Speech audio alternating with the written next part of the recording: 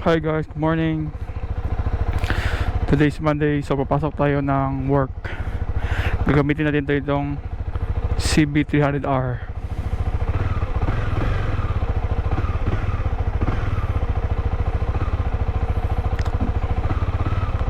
Pinapahit muna natin yung engine.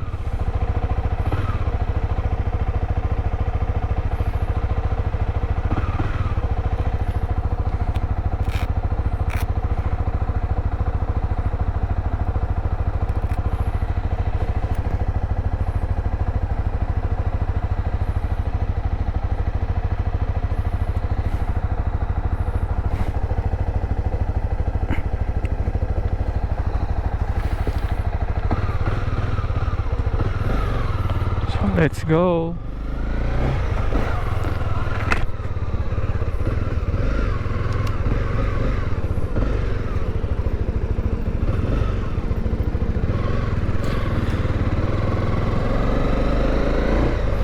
Ganda oh, nagdidilig sila ng mga damo.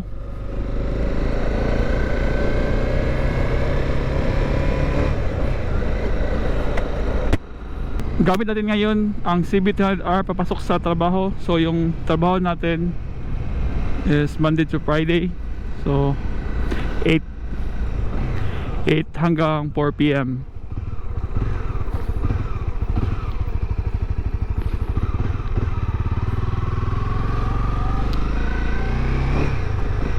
Sulitin natin hanggat summer. Kasi pag winter din natin ito mga gamit. So yung winter pala dito sa aming lugar hanggang November o kahit nga late October, may snow na pakunti-kunti. Ito daming stop sign.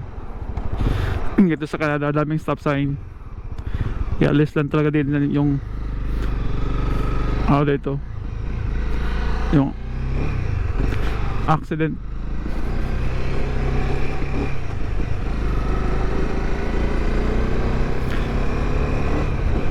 So ito yung full fuel gauge niya. Nabawasan tayo ng isang bar. So ayos lang. Kasi Friday ko pa to nilagyan. So Saturday, Sunday nagamit natin to. So hindi siya ganun kalakas kumain.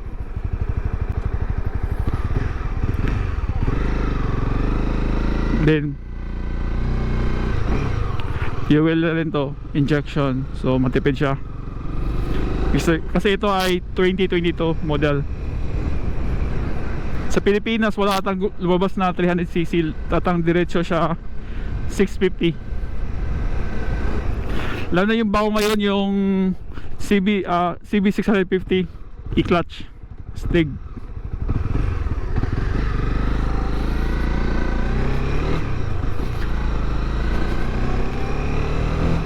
Hindi mo na kailangan maggamit ng clutch.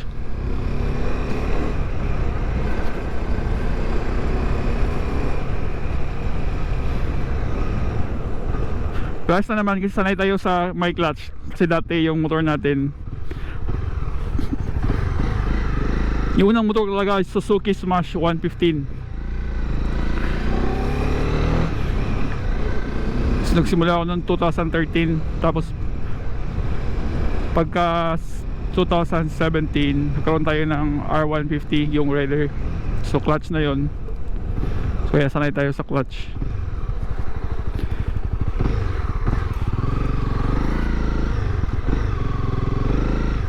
Ay, no.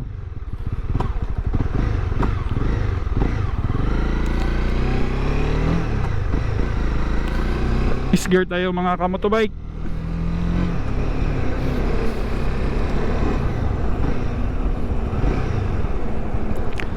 Ang trabaho ko naman, hindi siya mas layo. Mga ano lang 10 minutes.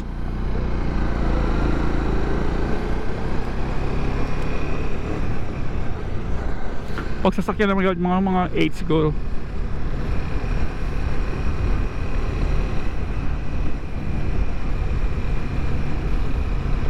So malapit na tayo.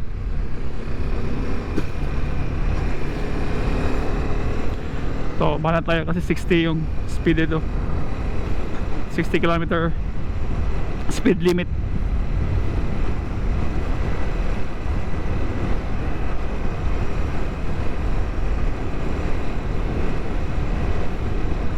So thank you for watching sa ating maliit na YouTube channel.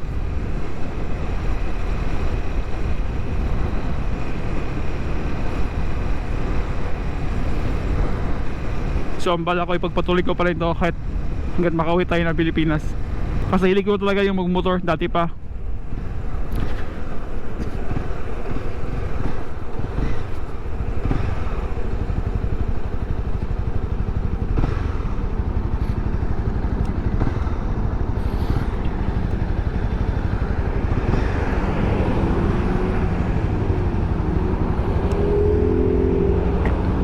Nagpapag yung ano natin.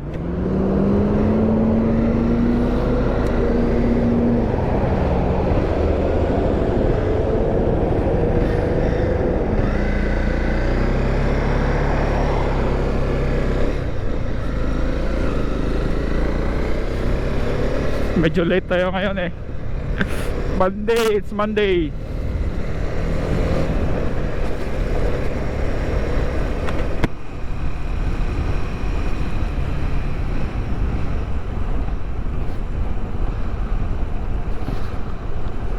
So may katabaho ko dito na nagmumotor din.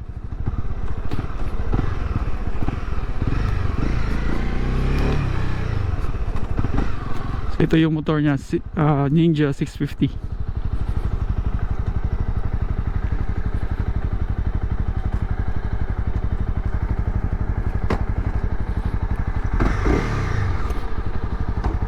Yun mo lang ngayon guys.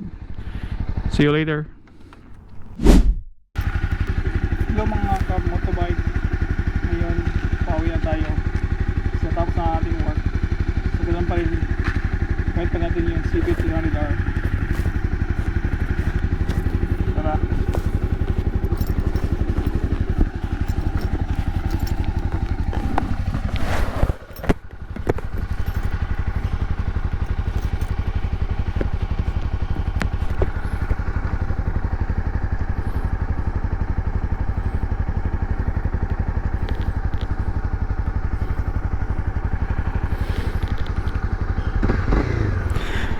Ito na ang ating tank pad. So maganda siya, maganda tignan.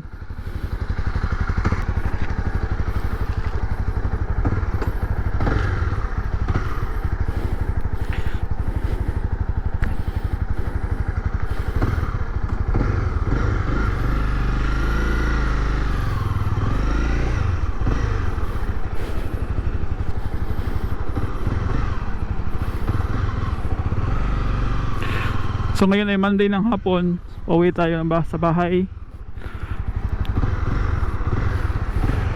Sa mga bago sa channel ko, nandito po tayo sa Canada, sa Manitoba, yung probinsya namin.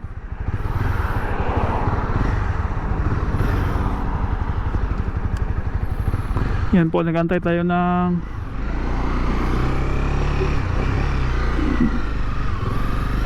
kita dadaan.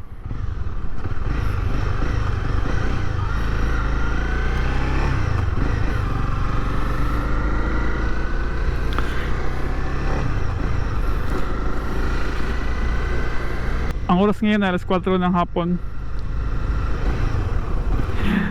Pero mamaya pa to mag dilim.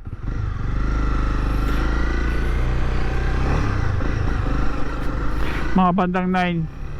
Kasi sa Canada pag summer mahaba yung araw. Dito pala sa Canada, outside Main Street, 50 lang yung speed limit. Pag lumabas ka na ng highway, bali doon na 100 km per hour. Pag dito sa mga sa looban,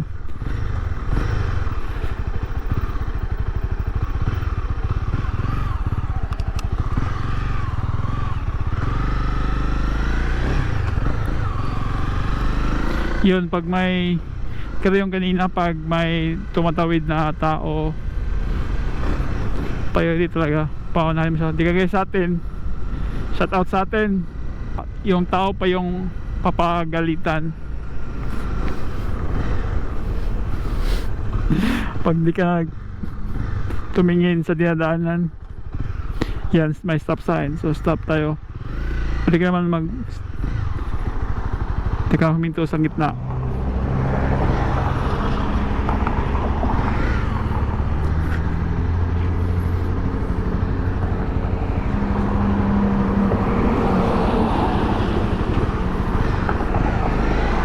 Yun, dito talaga safety first, tsaka stricto din talaga sila sa road test nila. Di kaya sa atin, baga maduguan talaga. Di naman sa di kaya, kailangan mo talagang bigyan ng oras tsaka practice. Baga kung mag-exam kayo ng road test, ikutin nyo talaga yung loob ng downtown. Hindi yung marunong ka na mag-drive, pasar ka na.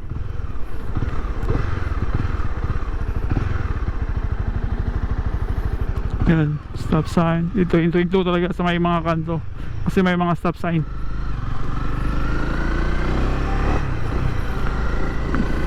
Kaya maganda dito pag naka-automatic, hindi ka na maggamit ng clutch.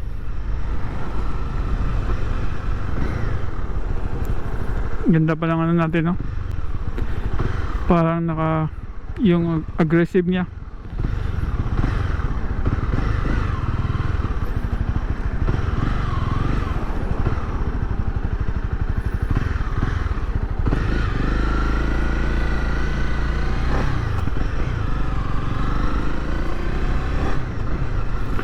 Bilis ng response.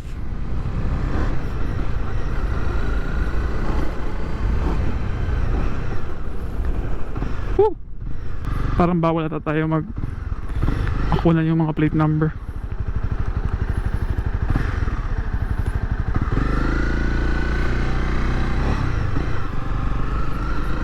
Yun, tumuro siya, di ba? Ano yun? 4-way. Kung sino yung first in, first out.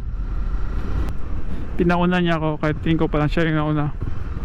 Kasi priority nila yung mga tao, bike, or kahit motor. Yan. So ganun dito yung nila, sistema ng traffic. Birit tayo konti. Hanggang doon lang tayo. Speed limit.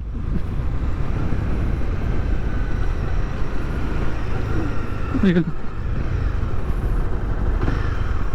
Small Mirage. Stop sa ulit.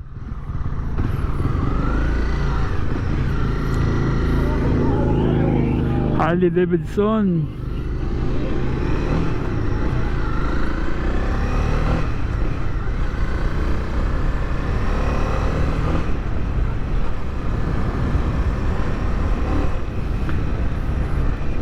Hindi pwede may speed limit.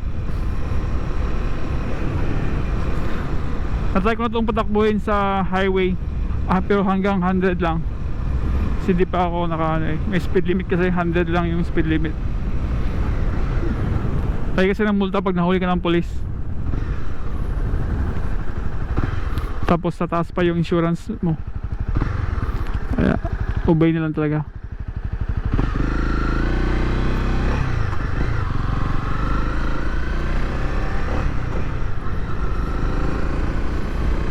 Yan, malapit na tayong sa bahay natin. Sa mga nakaabot sa video ito, maraming salamat sa panonood. Ride safe!